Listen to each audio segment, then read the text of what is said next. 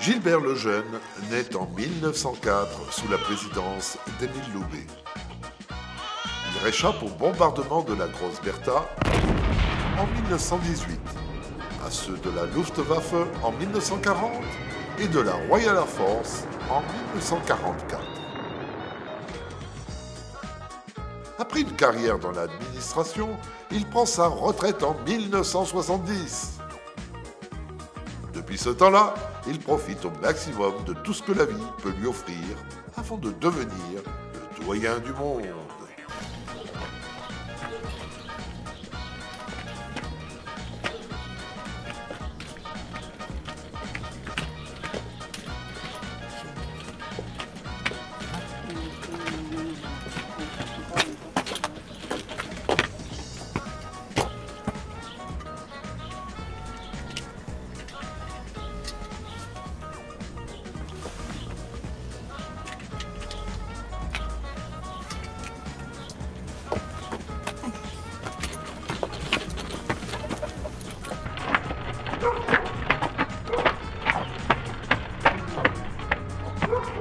On n'attendait plus que vous, hein.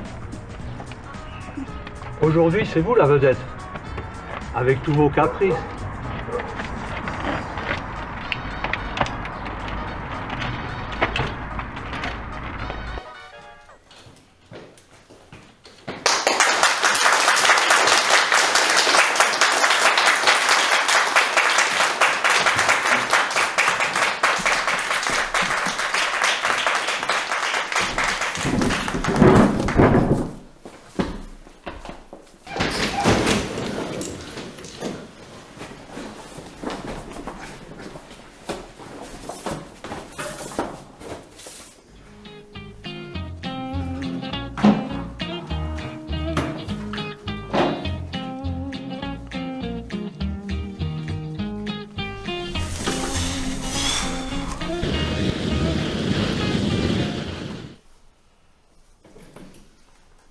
Hubert Geffroy, pour le journal Hibernation.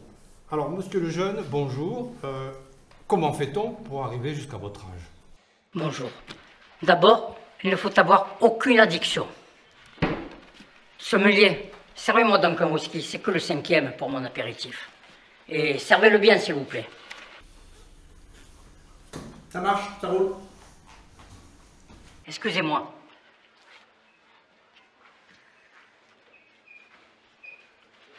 Je continue mon explication.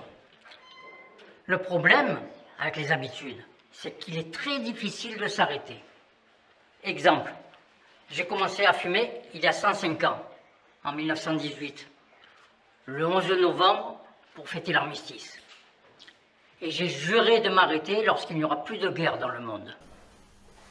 Enseignant, dans ce cas, monsieur Lejeune, comment se fait-il qu'avec toutes vos addictions, vous ayez pu vivre si longtemps? En vérité, on peut abuser des bonnes choses. Pour le whisky, 12 ans d'âge minimum. La nourriture, avec un bon traiteur, et les cigares en provenance de Cuba. Et attention, pas plus d'une relation sexuelle par jour. Monsieur Lejeune, c'est pour le journal de la Providence. Qu'est-ce qui vous a le plus choqué dans votre vie?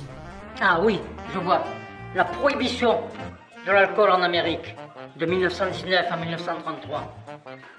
Il a fallu m'expatrier, nom de Dieu. Loi scélérate. Monsieur Lejeune, auriez-vous un message à lancer à la jeune génération? J'en vois pas vraiment la peine. Sinon qu'ils continuent à travailler pour payer ma retraite.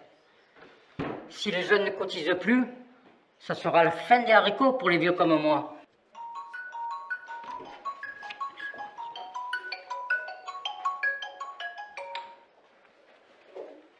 Allô, Lulu? Ah, c'est gentil de me souhaiter mon anniversaire. Oui, je sais, je suis ton plus fidèle client. Mais je compte sur toi pour finir la fête. Hein? Ben oui, à tout à l'heure. 100 €, hein, comme d'habitude. Allez, à plus.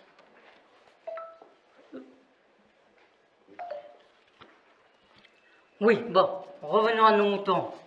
Avez-vous d'autres questions? Monsieur Lejeune, BNF TV, avez-vous des conseils à donner à nos téléspectateurs?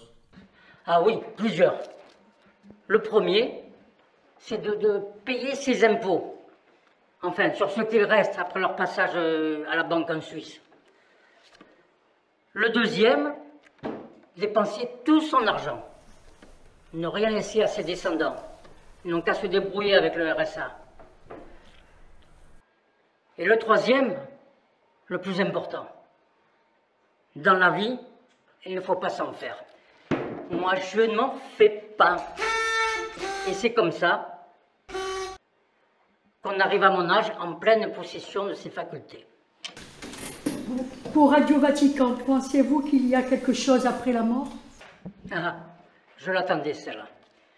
J'y ai souvent pensé, surtout après mes 5 ans de séminaire et mon doctorat en théologie. La vérité, je la connaîtrai sans doute avant vous, mais je ne suis pas pressé de le savoir. Sur ce, mesdames, messieurs, sœur Lucie, la conférence de presse va s'arrêter. En effet, notre ami Gilbert est un peu fatigué et il doit se ménager avant la soirée de gala. Je vous remercie pour votre participation et nous espérons vous revoir pour les 130 ans de notre ami Gilbert.